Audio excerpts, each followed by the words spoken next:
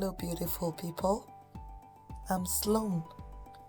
Welcome to Life After Living Single Mom. This is where I share the real stories, the struggles, and yes, the strength that has shaped me as a single mom of two.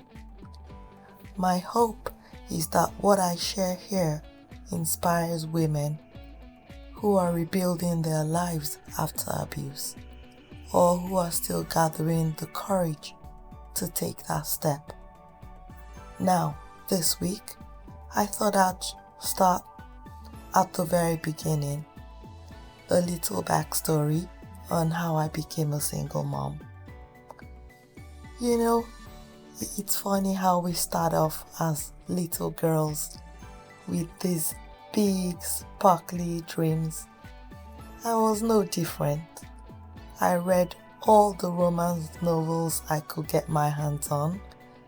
I practically had a PhD in meals and bones by the time I was 15.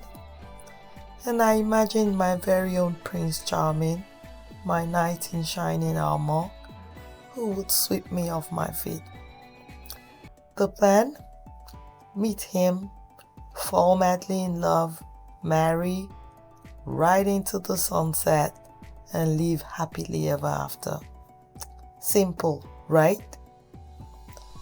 Well, spoiler alert, sometimes life takes that lovely little dream, tosses it out of the window, runs over it twice, and then sets it on fire. I met my ex-husband in my late teens. We courted for 8 years. I really thought I had found my forever person, my best friend. And honestly, I ignored so many red flags during that time. Ladies, can we talk about red flags? Those tiny little warning signs we try to paint white or cover with glitter, thinking they'll just disappear.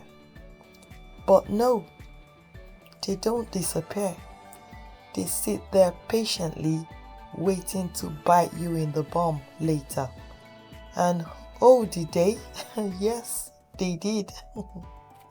Because once we got married, everything flipped. It went from a sheep to wolf almost overnight.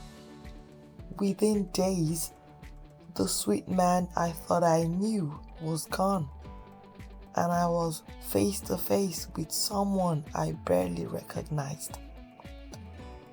The abuse started slowly, emotional, mental, but it escalated.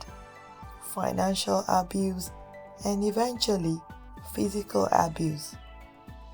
My reality became a cycle of tears, fear, and survival. For almost a decade, I lived in that darkness. At first, I was in denial.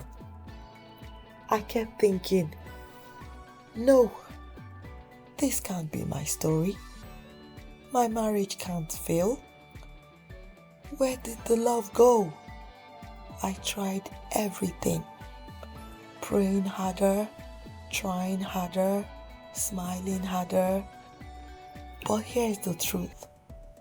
It takes two people to make a marriage work. And no matter how tightly I held on, he had already let go. As the years dragged on, I became a shadow of myself. The bubbly, smiling Sloan disappeared. My confidence and self-esteem crumbled. Every day felt like drowning a little deeper. The stress and the pain even manifested in my body. I developed a severe autoimmune disease, and instead of support, I got coldness, indifference. I realized if I stayed, I wasn't just going to lose my marriage, I was going to lose my life. But here's the thing about women. We have this survival instinct buried deep inside. And mine, it kicked in because of my kids. Even when I didn't feel strong enough for myself, I looked at my children and thought, if I give up, they will suffer. If I stay, they'll suffer. I cannot let my story end like this. So, after years of praying, planning, saving tiny scraps of courage, and gathering what little resource I could, I finally found my moment. I stood up to my abuser, took my kids, and left. It wasn't glamorous. There were no trumpets or cheering crowds, just me, 2 little ones, and a whole lot of fear mixed with a spark of hope. But I can tell you this, it was the best decision of my life.